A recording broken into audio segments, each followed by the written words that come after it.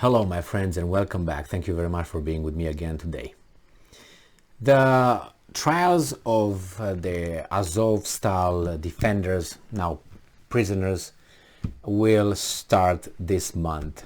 The Russians are getting things ready in the occupied or liberated territories, and Ukraine does not like that one bit. So let's see what are the pros, if any, and the cons. This article comes from Ukrainska Pravda from August 12, 2022. Ukraine calls on the world not to allow the trial of defenders in Mariupol. Alright, let's see what's going on there. The Ukrainian authorities are calling on world leaders and international organizations to prevent the illegal trial of Ukrainian defenders in Mariupol and to visit the prisoners in Olenivka while the occupiers are preparing the Mariupol Philharmonic for their sham trial. Okay, as of now I don't see what's going on. Those guys were deemed as this and that. They will be put on trial like you put some Russians on trial. What's the thing here? And I'm reading a quote here. We call on the entire civilized world not to allow the trial of Ukrainian defenders announced by the executioners in Mariupol. We demand I want to hear the word, read the word immediately, and then I'm good. We demand, okay, I demand I should give right now about $50 billion, okay, that representatives of the United Nations and the International Committee of the Red Cross be what? Immediately sent. We demand that representatives of the United Nations and the International Committee of the Red Cross be immediately sent to the place where the Ukrainian prisoners of war are being held, primarily Olenivka. Man, these guys are poor. Not only they demand it immediately. Oh my God, only for that I will just not listen to them. Details. The security and defense forces of Ukraine say that the surrender was the only way to save the defense, blah blah blah. I'm gonna tell you what they say. They say that those guys in Azov style who killed people, defending themselves, they killed people, they surrender because otherwise they would have died over there of starvation and exposure to elements, and they surrendered to the Russians, and the Russians took their butts and took them and put them in concentration camps. All right. And then now they say that no, this is how they reported. They came out, they didn't surrender. They came out because they want to save lives, including their lives. And then they went into the occupied territories. They were not taken. They went like sightseeing. Oh, how do you like the Eiffel Tower? Oh, that's beautiful, my dear. How do you like the Invalids Hotel? Oh, that's beautiful. On a stroll in Paris on Champs-Élysées. That's how they went, the Azov style prisoners. Jesus Christ, these guys are, but that's the way they think we are. Below 86 IQ. That's what they think. The security and defense forces of Ukraine said that the surrender was the only way to save the defenders who were at the Azov-style iron and steel works in May. And I'm quoting, the operation to save the 2,500 defenders of Mariupol was the only possible option to save the lives of our heroes. There was no alternative to extraction. There was a choice, an operation to rescue or die at Azov-style. Primarily the seriously wounded because the supplies and necessary medicine were running out, the statement says. Okay, all right. The seriously wounded were the first to be rescued during the exchange in June. 144 people, 95 of whom were defenders of Mariupol, have already been returned. Most of them were seriously injured. As of now, they have received the necessary medical care and rehabilitation. All state institutions are working for the return of the heroes of Mariupol and all Ukrainians who are being held captive by the enemy. The coordination headquarters for the treatment of prisoners of war continues to work 24/7 to release Ukrainian defenders from captivity to reach for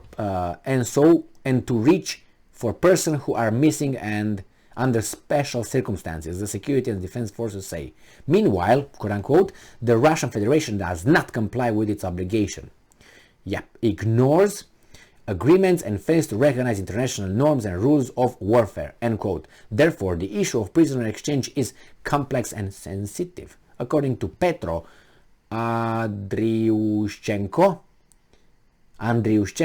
the advisor of the mayor of Mariupol, the occupiers are preparing the trial of the defenders of the city on August 24 and are hastily covering the Chamber Philharmonic Hall into a prison. And I'm quoting, in addition to the cages, a special bunker garage is being set up to receive the trucks that will transport our captured heroes. The building did not exist before the war. It is being built exclusively for one purpose, the tribunal. The building will be connected by a special corridor with cages and cells, writes Andriushchenko, adding photos and videos. Now, what do you expect, Andriushchenko? These are prisoners. How do you keep the prisoners in, let's say, in a facility? Behind bars and locked with keys, clong clong. Okay? So that's how these guys are held. Is it demeaning? Yes. It is. But it is what it is. What do you want them to do? Give them hotel rooms like, I don't know, Hilton 5-star or something? Is that what you want? Is that how you gave the Russians over there? They were free to go and pick up flowers and, I don't know, make wine? No. They were in captivity. They were closed, locked. That's what they were. But these guys were going to be brought over there. How do you expect them to come? Holding hands and dancing together over there? No, they are prisoners. They are inmates. Did you see that? I think New Jersey or New York banned the word inmate to refer to a person who is incarcerated. That's great. You can call them inmate.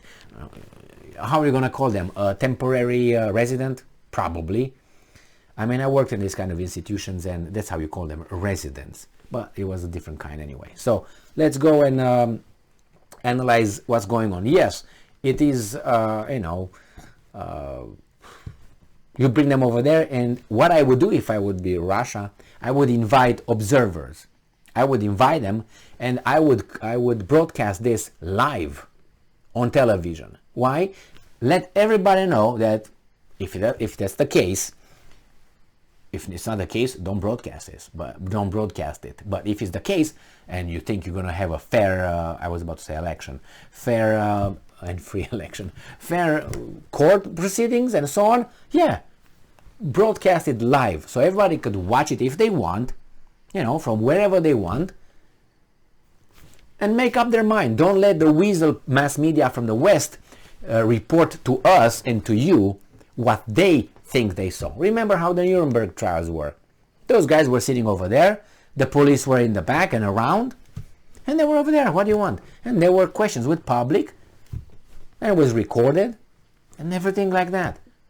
Now, I'd rather be in a cage and have a fair trial than be free in a box and not have a fair trial. What would you prefer? I mean, ideally it would be in a box and not a cage, and a fair trial. But we don't have that because we're human, and humans, we act like that. Like, we are animals, and we're worse than others because we also kill for pleasure. We do other stuff for pleasure, and we think, and a mind can think of doing a lot of bad stuff compared with a lion who just kills to eat, okay? Or maybe kills the baby lions, okay, he can mate with a lioness. That's a different story. But more than that, what do? Defend their territory and kill the hyenas, basically. But what do we do? Much more than any other animal on this planet. So yeah, I want to have a fair trial and be placed in a cage. Much better than being with a tie, coming with 5 lawyers around me, and then that guy tells me this and that and me up. And that's probably, these guys not gonna have, maybe, I mean, probably neither, you know, a tie and or a fair trial. It's gonna be probably what it is, a lot of hatred. And how do you think the things were, proceedings were in Ukraine? Everybody was fair and nice and all that? I doubt it, for the same reason. They're human too. So no, cages as they are, you know, humiliating. That's what they are, and they are meant to be like that. It's not why would the Russians, for instance, give any dignity to these prisoners who are their enemies who probably killed their own people, like their own nation? I mean, you would give your enemy any dignity? I mean, it doesn't mean you have to torture them or something like that, but they don't deserve any dignity in that sense. They're your enemy, they receive the minimum. It doesn't mean you have to hurt them like that, but they're gonna be forever mentally ruined because they stay in a cage during 5 hours of court procedures? Really? Then, excuse me, you should go back to kindergarten and pick up flowers and I don't know what else. Look at the sky and the clouds all day, because that's your... if you're so weak. And besides, about a few months ago you were tough and with an AK-47 and with a lot of ammunition, you were the strongest guy in the parking lot in Mariupol, and now you're gonna be affected by a little cage? Get out of here. Thank you very much for being with me again today. Stay strong, stay smart, look for the truth, and be just.